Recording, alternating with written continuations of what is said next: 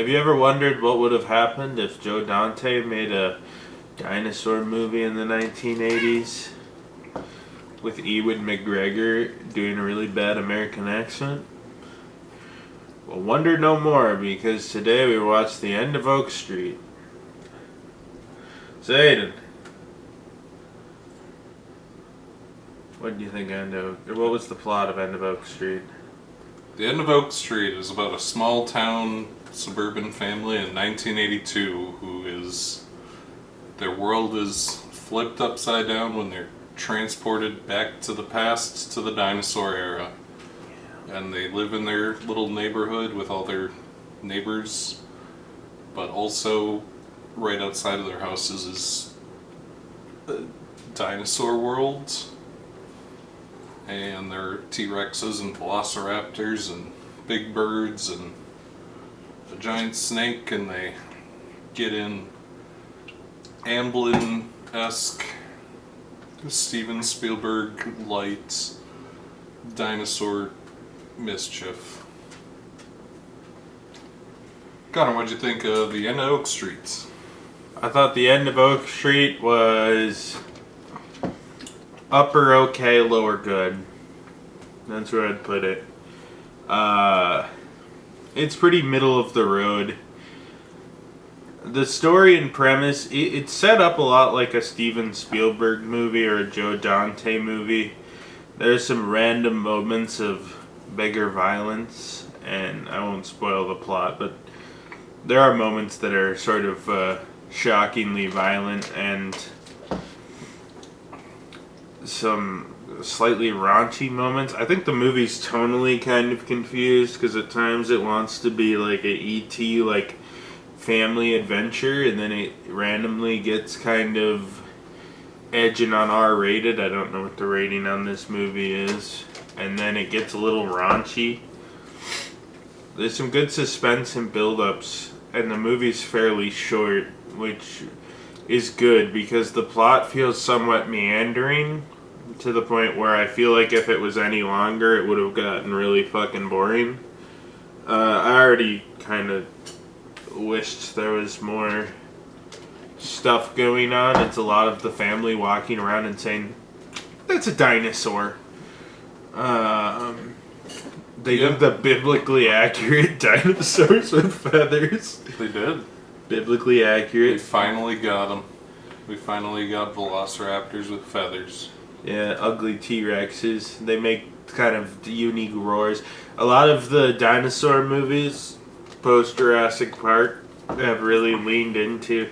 I mean, Steven Spielberg decided how dinosaurs were going to look in the popular culture and how they were going to sound and how they were going to walk. I mean, there's other examples, like obviously like his take is somewhat like Harryhausen inspired, and Willis O'Brien and all of that's just fucking pulled from random pictures they made up that are now considered historically inaccurate. But there's this popular culture dinosaur. They tried to do something different, so the T-Rex doesn't look like your standard Spielberg O'Brien T-Rex. It looks more unique, or I suppose accurate to our modern understanding of what it would look like based on scientific experts and whatnot. I guess I don't know how accurate it is to that, but I know it seems more accurate than what our previous understanding was, more bird-like, which was kind of interesting. And I thought there were some pretty good moments. The characters are all okay, but they're sort of the Amblin stereotypes. Yeah. There's some really weird stuff, like when Ewan McGregor goes to his kid and he says, "It smells like you're smoking now." And the kid says, "I'll stop smoking." And that was it for that plot line. The kid is somewhat rebellious, but we never see it. Very brief Ewan McGregor drinking plotline where Anne Hathaway's like, "Are you drinking?" And he's like, "Yeah, sorry, I was really stressed out." And then she's like, "It's okay, just don't do it again." And he's like, "Alright." Yeah, there's even sort of like this like divorce subplot where it's like Anne Hathaway dreams of like running away basically, and Ewan McGregor's really detached, and that pretty much goes nowhere because at one point it seems that perhaps spoiler alert. It seems that perhaps Ewan McGregor is eaten alive by a dinosaur. And in fact, he is violently eaten alive by a dinosaur. But it's all okay in the end because dimensions and shit.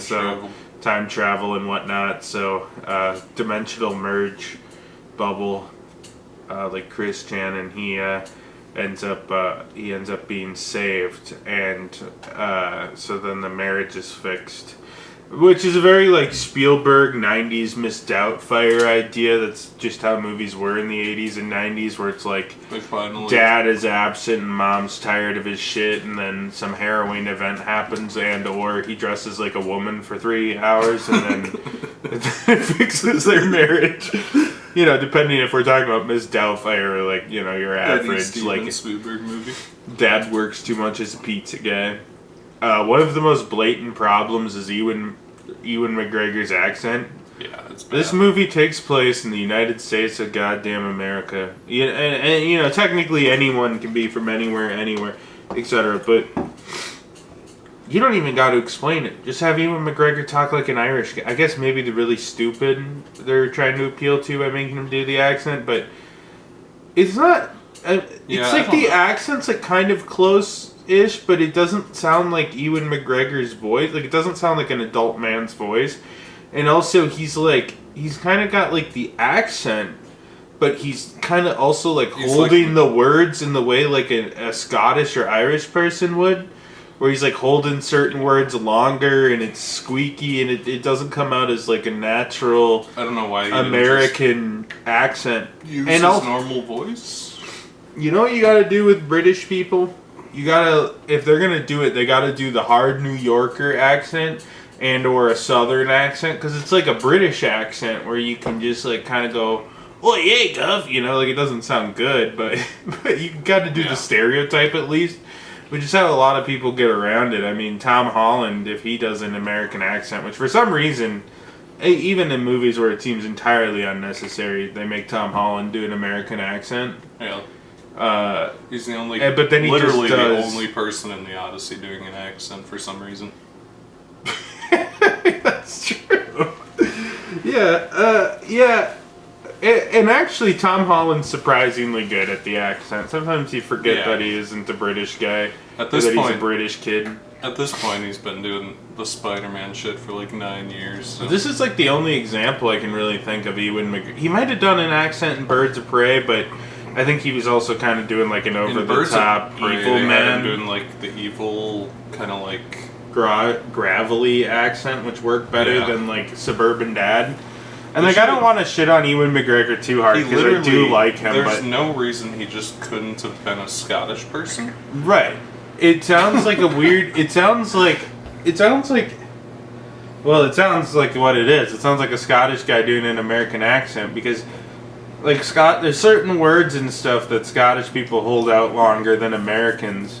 So he's like kind of hitting the accent, but then there's like certain words he's holding and he's slurring together more than perhaps an American would with how we speak our dialect, and it was just like I usually give some grace on accents and acting because that's just not my specialty unless it's like really bad acting or really bad accent, and in this case it was pretty rough. And also like I just have, you know, I grew up with the Star Wars movies and I've seen Train Spotting and stuff a couple times and a lot of Ewan McGregor projects, so I don't know. When he's like...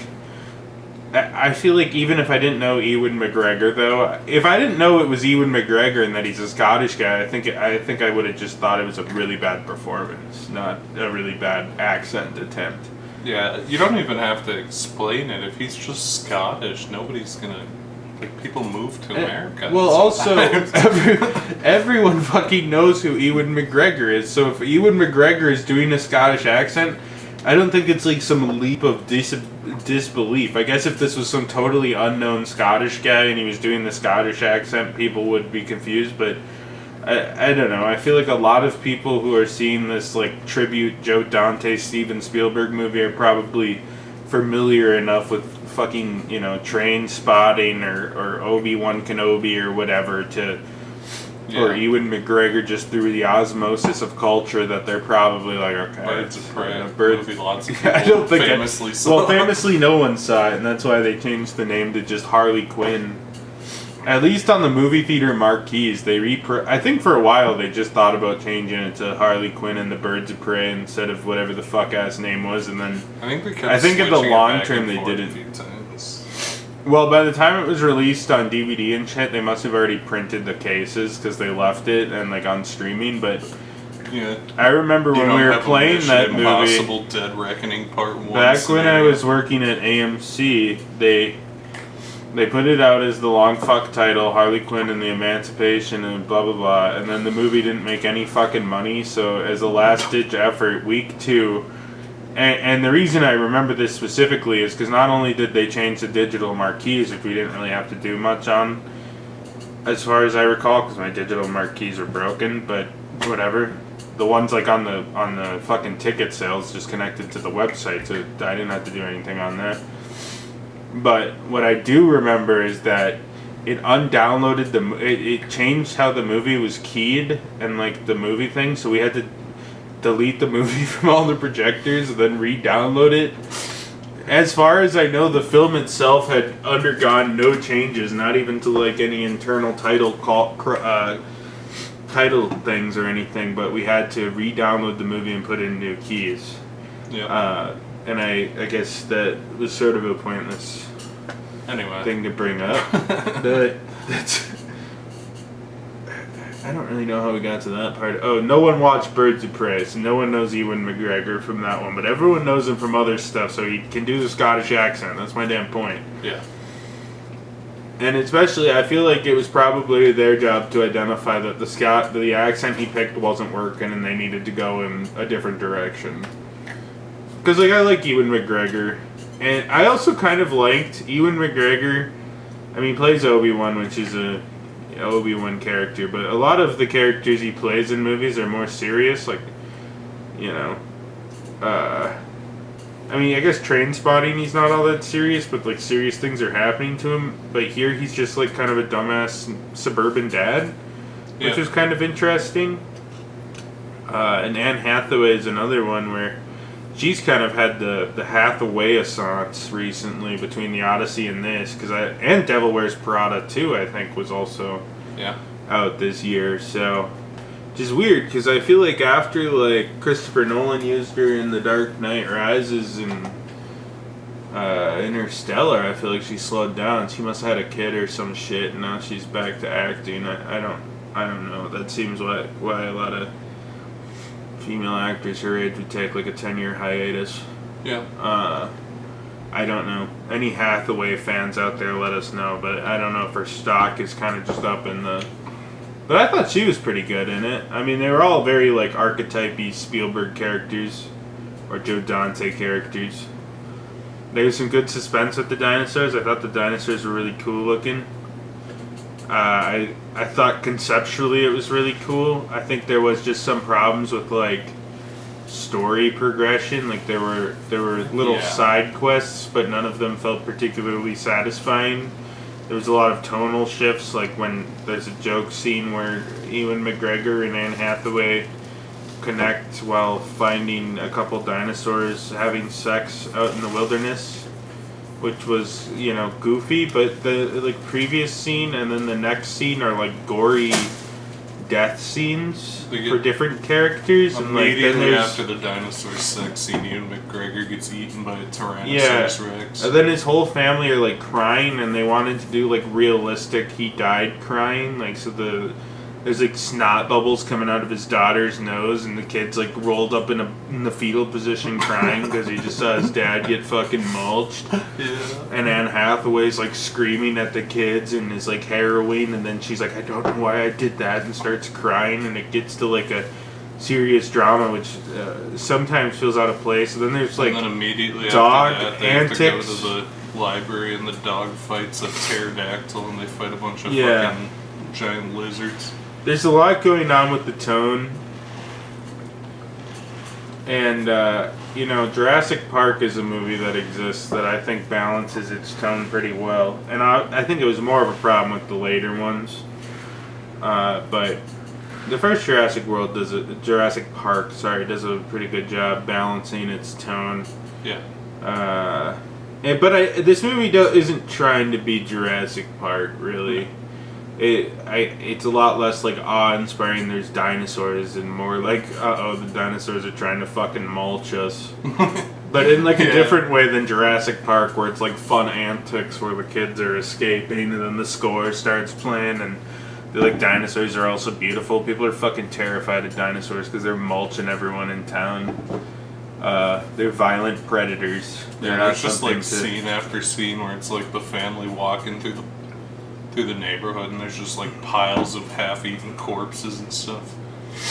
Yeah, it's kind of bizarre because on one hand at times it wants to be like E.T. At times there's like comedy moments you'd expect in something a little more like adult-focused comedic, and then there's like tragic, sad, heartbreaking moments and like moments of child whimsy, and then also the fact that all the characters are kind of like the Steven Spielberg archetype kids. There's the kid that's like, I like the bow and arrow, and he's going through puberty and smoking cigarettes, and there's a sister character and the mom who's having emotional distress over the fact that her husband is a pizza delivery man who talks and acts like Tony Hawk, or like a Scottish guy impersonating Tony Hawk. The tone's kind of all over the place. The cinematography's great. The effects are really awesome. I think it was fun how they determined they would kind of put these dinosaurs to screen. It wasn't just Jurassic Park again. Yep. They didn't. I mean, I think even when Spielberg did the kind of, I suppose I keep calling them Spielberg dinosaurs, but they really are like Willis O'Brien, like Lost World 1910, big really monsters. Misunderstanding like lizard monsters. Which I mean is like the marketable version. Although they kind of were like, this is a dinosaur movie, and they didn't really show the dinosaurs, in the marketing, and they did kind of do a slightly slow burn on the dinosaurs. And when the dinosaurs come, they're around, and you get a good look at the really nice models. So the movie's not without warrant, and like I actually like all the characters and the performances for the most part. I want to like Ewan McGregor's performance, but I think the accent was a giant misstep that kind of threw him off course. But I did think his rapport with Anne Hathaway was fairly charming, and the kids. So I mean,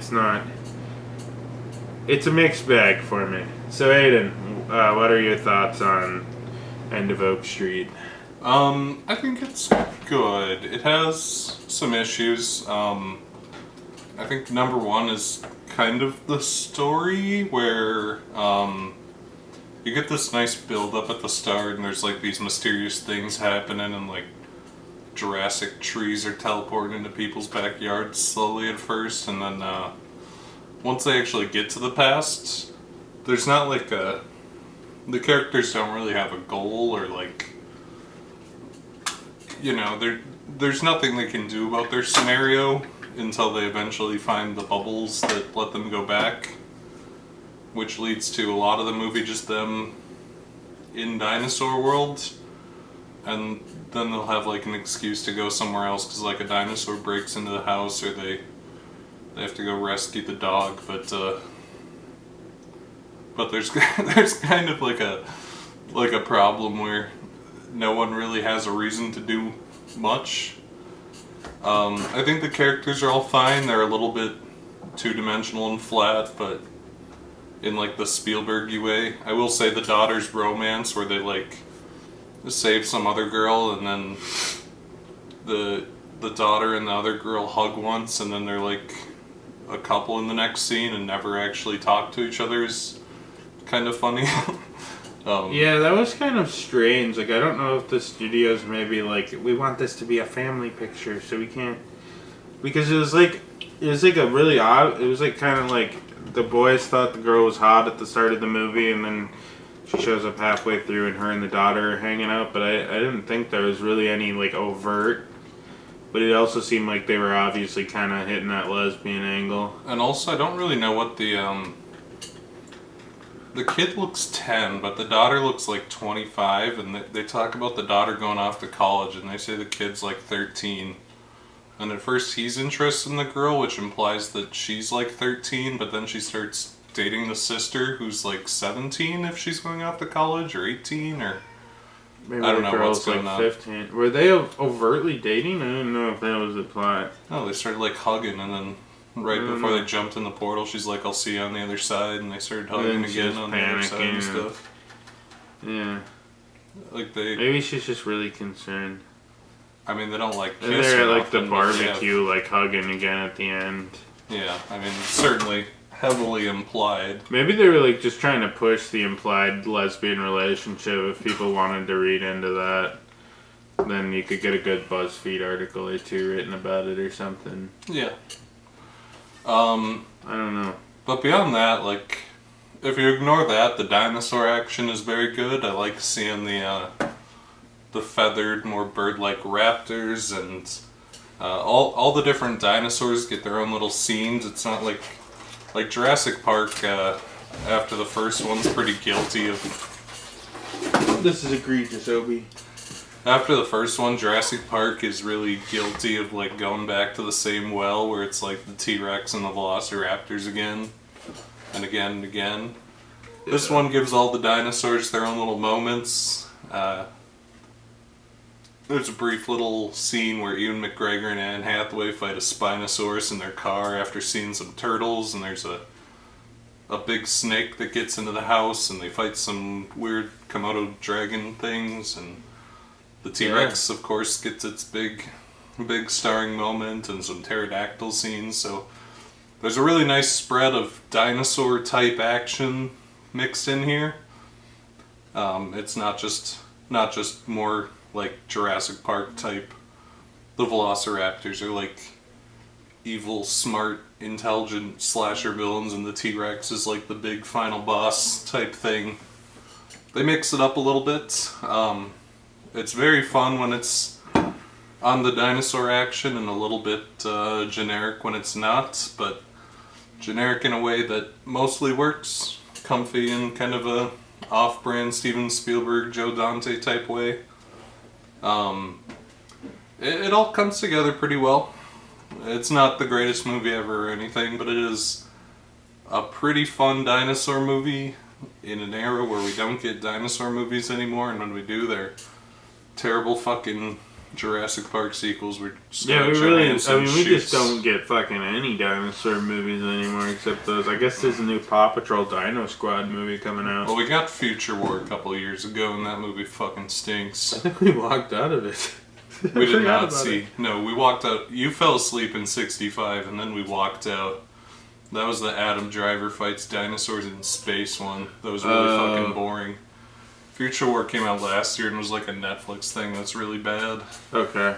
So dinosaurs are back on the in. And then occasionally we get like Scarlett Johansson shoots the Demonsaurus Rex with a machine gun in Jurassic Park. I feel like I appreciate, even though not all of the movies are good and not all the genres needs a return, I appreciate that Hollywood got butt fucked so hard on those superhero movies the last like 4 or 5 years, and like the same action movies that they're like trying dead genres, like the fucking dinosaur movie and like the fucking hardcore parody like Naked Gun and Scary Movie, and like all these genres that were like kind of extincted by Marvel, and but just even before Marvel though, there was, I mean, kind of like during like the 2000s, a lot of like Marvel and X-Men even, I guess, so before the MCU, but especially after the MCU, there were a lot of genres that were just kind of like dying off or taken in bad directions, and it's kind of cool to see these type of all this shit start to kind of return a little bit. Yeah. I'm good. Let's do some dinosaur movies. If you want a fun dinosaur movie, this is a pretty fun dinosaur movie. Connor, would you recommend The End of Oak Street? Yes. I would recommend, if it sounds interesting to you, I mean, it's a good time. It's safe, fun. It's kind of a weird tonal mix and stuff. I have my trepidations about it, but it's unique, and I had a good enough time, I guess. Like, yeah, soft recommend. Aiden, would you recommend End of Oak Street? Yeah, I think End of Oak Street's pretty cool.